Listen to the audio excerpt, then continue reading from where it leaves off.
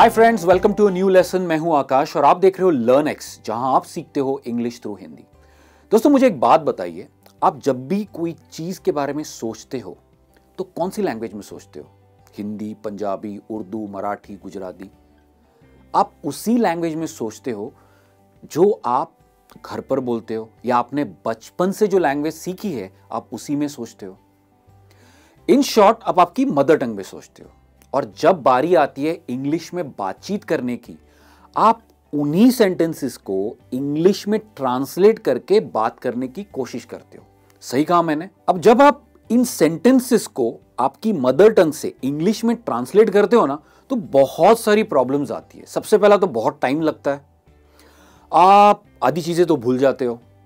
कभी कभी आपको वर्ड्स नहीं मिलते जिससे आपकी सेंटेंसेस नहीं बन पाते और आप अटक जाते हो, फिर शुरू हो जाता है। देखिए दोस्तों, ट्रांसलेशन करने से ना आप कभी भी इंग्लिश में फ्लुएंट नहीं हो पाओगे। मैं जानता हूं कि आपने YouTube पर बहुत सारे वीडियोस देखे होंगे जहां पर आपको हिंदी सेंटेंसेस को इंग्लिश में कैसे ट्रांसलेट करना है वर्ड टू वर्ड, ये सिखाया जाता है। पर आज एक बात समझ लो, अगर आपको फ्लुएंट इंग्लिश में बात करनी है तो ट्रांसलेशन से आप कभी भी नहीं सीख पाओगे। ये गलत तरीका है इंग्लिश सीखने का। आपको आपके ब्रेन को इंग्लिश में सोचने पर मजबूर करना होगा, यही सही तरीका है। ये कॉमन प्रॉब्लम है ना, जो भी इंग्लिश सीखते हैं, सीखना शुरू करते हैं, उनके साथ ये कॉमन प्रॉब्लम है। आज के इस वीडियो में मैं आपको सिखाऊंगा कुछ ऐसे 3 एक्सरसाइजेस जिससे आप ट्रांसलेट करना बंद कर दोगे और डायरेक्टली अपने ब्रेन को इंग्लिश में सोचने पर मजबूर करोगे। मैंने अपने स्टूडेंट के साथ ये एक्सरसाइज की है और उनके अंदर उनकी फ्लुएंसी में बहुत ही जल्द बड़ी इंप्रूवमेंट आई है। तो चलिए करते हैं शुरुआत। दोस्तों, अपने ब्रेन को इंग्लिश में सोचने पे मजबूर करने वाली पहली एक्सरसाइज है make sentences in your head. मतलब अपने दिमाग में इंग्लिश में सेंटेंसेस बनाना शुरू करो। यह सबसे फास्टेस्ट तरीका है इंग्लिश में सोचने का। अभी आप कहोगे ये कैसे किया जाए? दोस्तों, आपके आसपास में जो भी आपको दिख रहा है ना, उसी से रिलेटेड आप सेंटेंसेस बनाना शुरू कर दो। चलिए एक एग्जांपल देखते हैं। समझ लीजिए कि आप ट्रेन में ट्रैवल कर रहे हैं, ठीक है? तो आप क्या सेंटेंसेस बना सकते हो? जैसे आप कह सकते हो कि the train is not that crowded today. मतलब आज ट्रेन में ना ज्यादा भीड़ नहीं है। आज ट्रेन में ना बहुत ज्यादा भीड़ है। The train is extremely crowded today. अच्छा, वो कपल वहां पर है, वो काफी इंटरेस्टिंग दिख रहा है, लगता है मुंबई में नए हैं। That couple seems to be new in Mumbai. अच्छा, वो क्या कर रहे हैं? What are they doing?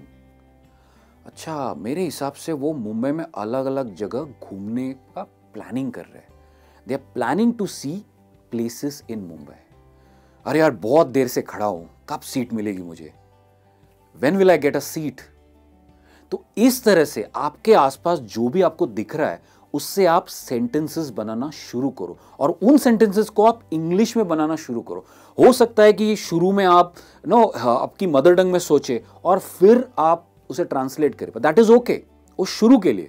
पर धीरे धीरे आप जैसे प्रैक्टिस करोगे, आप ऑटोमेटिकली इंग्लिश में सेंटेंसेस बनाना शुरू करेंगे।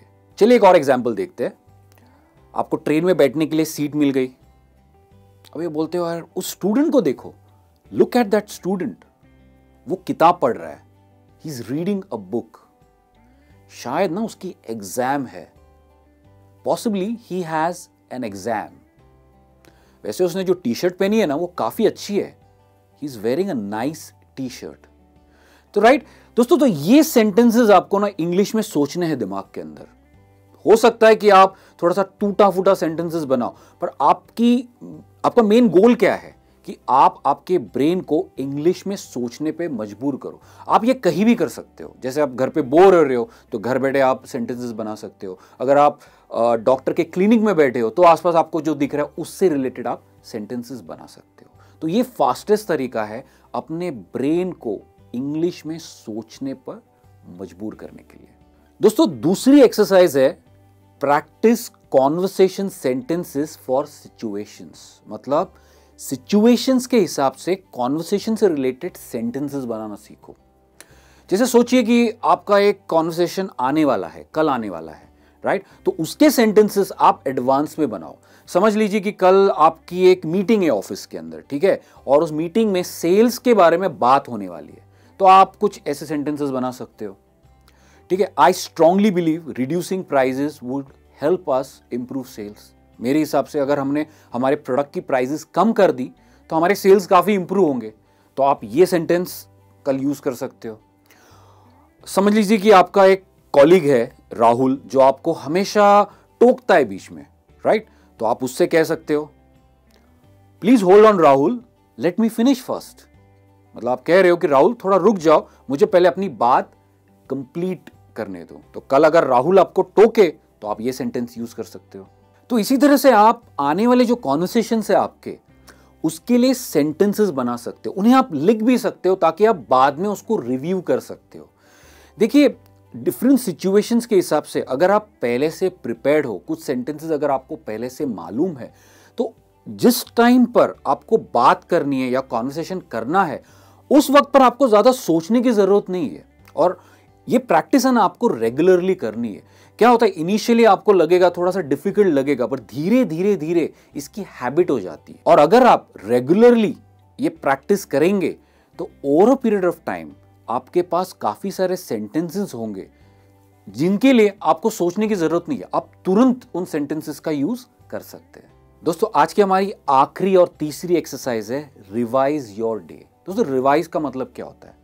To remember and summarize something. मतलब जो भी हुआ है उसको, या पढ़ा है आपने, उसको याद करो और उसकी समरी बनाओ। जैसे आप एग्जाम का रिवीजन करते हैं, आपने जितना भी पढ़ा है साल भर में उसका आप रिवीजन करते हो, राइट? उसे कहते हैं रिवाइज। उसी तरह से आपने दिन भर में क्या किया, इस चीज का आप रिवीजन करो। और ये जनरली आपको करना है डे के एंड में, मतलब सोने के पहले आप कर सकते हो। ऐसा समझ लीजिए कि आप आपके दोस्त को यह बता रहे हो कि आपने पूरे दिन में क्या किया, पर आप कैसे करोगे? स्टेप एक्सरसाइज 1 को फॉलो करके, मतलब सेंटेंसेस को दिमाग में इंग्लिश में बना के आप रिवाइज करोगे। जैसे फॉर एग्जाम्पल आप कह सकते हो, today was a regular day, nothing much happened. मतलब आज का दिन है ना, एवरेज था, कुछ ज्यादा कुछ हुआ नहीं। हाँ, मैं ना कॉलेज के लिए थोड़ा लेट हुआ था क्योंकि मेरी ट्रेन, जो रेगुलर ट्रेन है, उसे मैंने मिस कर दिया था। Yes, I was a bit late as I missed my regular train. हमारे मैथ के जो प्रोफेसर है आज आए नहीं थे, एब्सेंट थे। Our math professor was absent. दोस्तों से मैं मिला था कैंटीन में, दोस्तों से मिला था। I met with some friends in the canteen. अच्छा, मेरा जो फ्रेंड है वो इंटर कॉलेज एलोक्यूशन कंपटीशन के लिए सिलेक्ट हुआ और मैं उसकी मदद कर रहा था स्पीच बनाने के लिए। My friend was selected for the inter college elocution competition and I helped him to prepare a speech. और हाँ, आज एग्जाम की डेट्स भी अनाउंस हुई। Today exam dates were announced. Shopping mall में ना बहुत अच्छा सेल चालू है और हम दोस्तों ने ना सैटरडे को जाने का डिसाइड किया है। There is a good sale in the mall and we friends have decided to go for shopping on Saturday. तो दोस्तों, देखा आपने, इस तरह से आपने पूरे दिन भर में क्या किया ये आप रिवाइज कर सकते हो। मैंने कुछ आपको एग्जाम्पल सेंटेंसेस दिए और हिंदी में भी सेंटेंसेस बताए ताकि आपको बेटर समझ में आए। आप एक और चीज भी कर सकते हो, आप कल क्या करने वाले हो ये भी आप इंग्लिश में सोच सकते हो। ठीक है, चलिए देखते कैसे।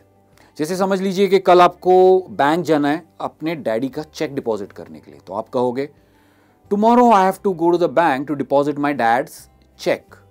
कल सैटरडे है और कल आप अपने फ्रेंड्स के साथ शॉपिंग जा रहे हो, तो आप कह सकते हो, Saturday I am going with my friends for shopping. Sunday को आप सारे फ्रेंड्स ग्रुप स्टडी के लिए मिल रहे हो, तो आप कहोगे, all my friends are meeting on Sunday for group study. India final में पहुंच रहा है, ठीक है, आप चाहते हो कि इंडिया फाइनल में पहुंचे और 14 को फाइनल है, तो आप क्या कहोगे, I hope India reaches the world cup final to be played on the 14th of July. तो इस तरह से कल क्या आप करोगे या कल क्या होगा ये भी आप इंग्लिश में सोच सकते हो, पर आपको सेंटेंसेस बनाने हैं इंग्लिश में। दोस्तों, आप यहां तक बने हो ना वीडियो में, तो मेरे पास आपके लिए एक बोनस एक्सरसाइज भी है, वो है learn fixed phrases. Fixed phrases क्या होते हैं? फिक्स फ्रेजेस शॉर्ट फ्रेजेस होते हैं जो याद रखने में बहुत ही आसान है। मतलब आप उसको याद आसानी से रख सकते हो और जब जरूरत पड़े तुरंत आप उन्हें बोल सकते हो। ये किसी भी सिचुएशन में काम आ जाते हैं और हमारे चैनल पर काफी सारे वीडियोस है जो फिक्स्ड फ्रेजेस से रिलेटेड है। मतलब बहुत सारे फिक्स्ड फ्रेजेस से रिलेटेड हमने वीडियोस बनाए हैं। मेरे हिसाब से आपको करीब करीब 200 से 300 फिक्स्ड फ्रेजेस इन वीडियोस के थ्रू मिलेंगे। जैसे फॉर एग्जांपल है सूनर और लेटर, मतलब आज नहीं तो कल। डाउन एंड आउट, मतलब बर्बाद हो जाना। ये दोनों फ्रेजेस मैंने अपने एक वीडियो में कवर किए थे, जिस वीडियो का नाम है बाइनोमियल पेयर्स इन इंग्लिश, जो फिक्स फ्रेजेस है। कुछ कॉमन फ्रेजेस भी है, जैसे can you excuse me please, मतलब रास्ते में कोई खड़ा है और आपको जाना है तो आप ये फ्रेज यूज कर सकते हो, can you excuse me please. या अगर आप फोन पे बात कर रहे हो और आपकी आवाज कट रही है, सामने वाले की आवाज सुनाई नहीं दे रही है, तो आप कह सकते हो I am not able to hear you, your voice is breaking. किसी से बातचीत करके अगर आपको अच्छा लगा तो आप कह सकते हो it was great talking with you. किसी से मिलकर अगर अच्छा लगा तो आप कह सकते हो it was a pleasure meeting you. अभी ये जो फ्रेजेस है ना, ये कहीं भी काम आ जाएंगे, मतलब किसी भी सिचुएशन में आपको काम आ जाएंगे। जैसे एक और फ्रेज है मीट माई फ्रेंड नेहा। जैसे अगर आप इंट्रोड्यूस करना चाहते हो नेहा को आपके दोस्तों से तो आप कह सकते हो मीट माई फ्रेंड नेहा। अगर आप किसको पूछना है कि आप किस तरह का खाना जनरली खाते हैं या प्रेफर करते हैं तो आप पूछ सकते हो what kind of food do you generally like, मतलब आपको जनरली किस तरह का खाना खाना पसंद है। या आप पूछ सकते हो what genre of music do you listen to, मतलब आपको किस तरह का म्यूजिक आपको पसंद है। तो ये है कुछ फिक्स फ्रेजेस जो आप किसी भी सिचुएशन में यूज कर सकते हो फ्लुएंटली बात करने के लिए। और उस वक्त क्या होता है कि आपको सोचने की जरूरत नहीं पड़ती है, क्योंकि आपके पास काफी सारे फिक्स फ्रेजेस ऑलरेडी होते हैं।